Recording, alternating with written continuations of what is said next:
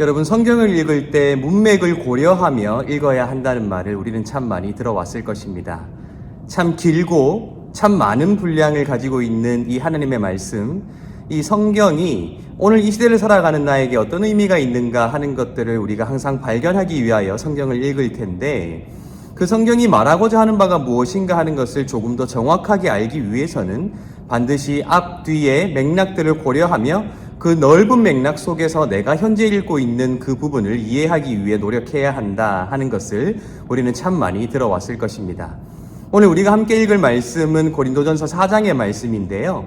제가 먼저 4장 1절의 말씀을 읽어 드릴 테니까 여러분들 이것이 어떤 의미인가 하는 것을 먼저 한번 생각해 보시기 바랍니다. 4장 1절입니다.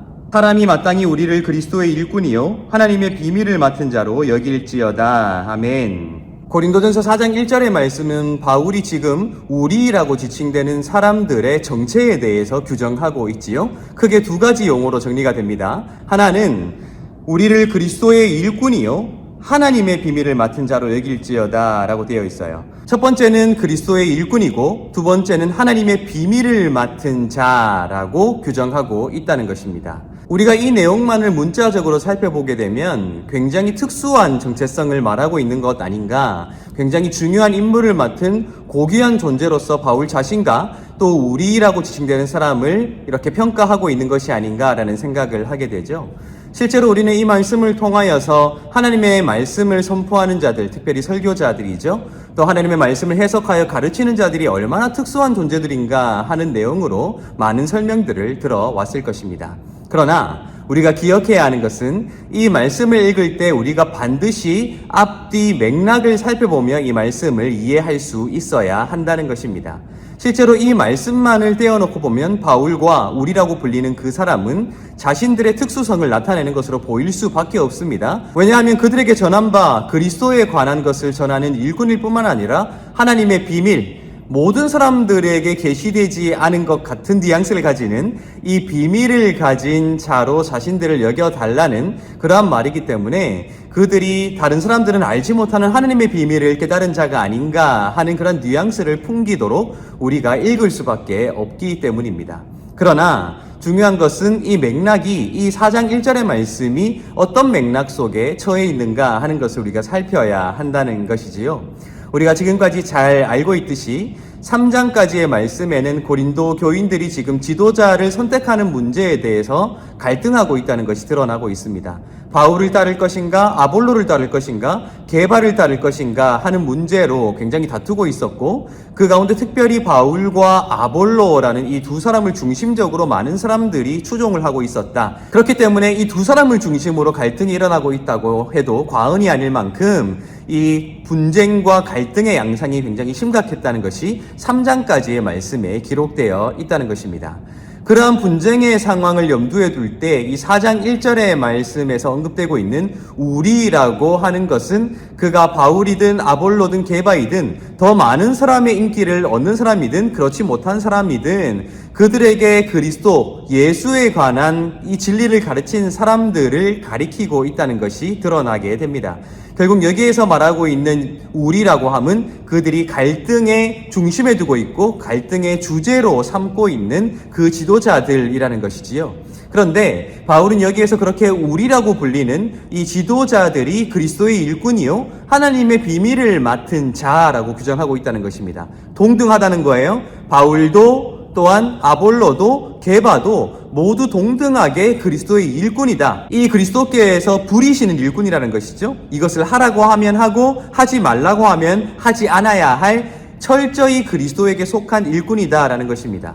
또한 하나님의 비밀을 맡은 자라고 묘사가 되어 있는데요. 이 하나님의 비밀을 맡은 자라는 것을 조금 더 직역하게 되면 하나님의 비밀을 맡은 관리인이다라고 번역할 수 있을 것입니다. 그래서 새 번역 성경에도 또 공동 번역 성경에도 하나님의 비밀을 맡은 관리인으로 번역하고 있다는 거예요. 그러한 관점에서 2절을 읽어보면 이렇게 되는 것입니다. 그리고 맡은 자들에게 구할 것은 충성이니라 라고 되어 있죠. 여기에서 맡은 자 역시 관리인을 말하는 것입니다. 그 관리인들이 증명해내야 할 것은 그 주인에게 얼마나 충성하고 있는가 하는 여부일 뿐이다 라고 말하고 있다는 거예요. 결국 이 맥락을 놓고 봤을 때 바울이 자기 자신뿐만 아니라 지금 지도자들이 동등하게 그리스도의 일꾼이며 하나님의 비밀을 맡은 관리인이다라고 하는 것은 자신들의 특수성을 내세운다거나 자신들을 다른 모든 사람들과는 다른 존재로, 우월한 존재로 추켜 세우려고 하는 것이 아니라 오히려 그들은 철저하게 그리스도에게 예속된 일꾼일 뿐이며 시키는 대로 할 수밖에 없는 사람들일 뿐이며 또한 충성을 다해 하나님을 섬겨야 하는 관리인일 뿐이다 라고 함으로써 그 누구도 누구로부터 높아지지 아니하고 또 낮아지지도 아니하는 그러한 동등한 존재들이다. 결국 그들의 진실성은 그들이 얼마나 많은 일을 하느냐, 얼마나 뛰어난 말을 하느냐에 달려있는 것이 아니라 얼마나 그리스도께 충성하느냐 하는 것에 달려있다는 거예요. 인기가 많은 사람도 인기가 적은 사람도 그 인기에 따라 그 사람의 가치가 결정되어지는 것이 아니라 오직 그리스도께 충성하는지의 여부에 따라 그들의 가치가 결정되어질 수 있다는, 오히려 모든 지도자들을 스스로 낮추는 발언이 바로 이 4장 1절과 2절의 말씀이라는 것입니다. 내가 하나님의 말씀을 전하기 때문에, 내가 설교를 하기 때문에, 내가 무언가 하나님의 일이라고 불리는 것을 하기 때문에 내가 훨씬 더 우월한 존재다라고 하는 자신의 우월성을 드러내는 말이 절대로 아니라는 거예요. 오히려 그 누구도 높아질 수 없다. 그 누구도 스스로 자신의 존재 가치를 증명해낼 수 없고 오히려 그가 철저히 그리스도께 속해 있는가, 또한 충성을 다하고 있는가, 누구에게요? 그리스도에게. 그것으로만 그의 가치가 결정될 수 있다는 자기 겸손, 또한 모든 지도자들의 그 겸손을 지금 이 구절을 통해 말하고 있다는 것입니다. 그런 관점에서 이어지는 말씀들을 읽어보면 비로소 이해가 되는 부분들이 있죠. 3절부터 5절도 이렇게 되어 있습니다. 너희에게나 다른 사람에게나 판단받는 것이 내게는 매우 작은 일이라. 나도 나를 판단하지 아니하노니 내가 자책할 아무것도 깨닫지 못하나 이로 말미암아 의롭다함을 얻지 못하노라. 다만 나를 심판하실 이는 주시니라. 그러므로 때가 이르기 전 곧 주께서 오시기까지 아무것도 판단하지 말라. 그가 어둠에 감추인 것들을 드러내고 마음의 뜻을 나타내시리니 그때 각 사람에게 하나님으로부터 칭찬이 있으리라 라고 되어 있습니다. 결국 바울이 말하고 있는 바, 그들이 지금 판단하고 있잖아요. 어떤 지도자들이 더 뛰어난 지도자인가 하는 것을 판단하고 있을 텐데 바울은 그들에게 판단받는 것이 아무것도 아니라고 하고 있습니다. 오히려 자신을 판단하실 분은 오직 예수께서 오실 때에 최종적으로 판단하게 될 것이므로 너희는 그 누구도 손쉽게 판단하지 말라.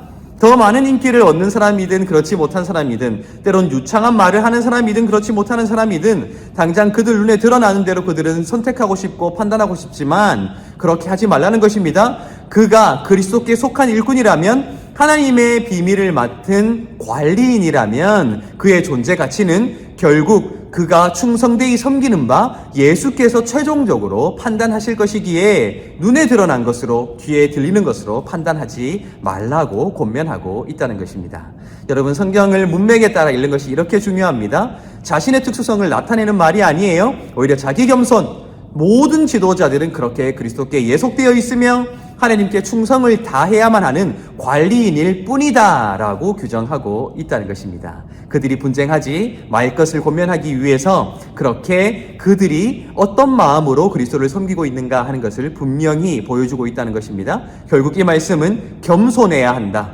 자신의 처지를 알아야 한다. 자신이 왜 설교하며 왜 가르치며 왜 다양한 일들을 하는가 하는 그 근본을 뒤돌아볼 때에 결코 스스로를 내세울 수 없다 하는 것을 넌지시 말해주고 있다는 것입니다.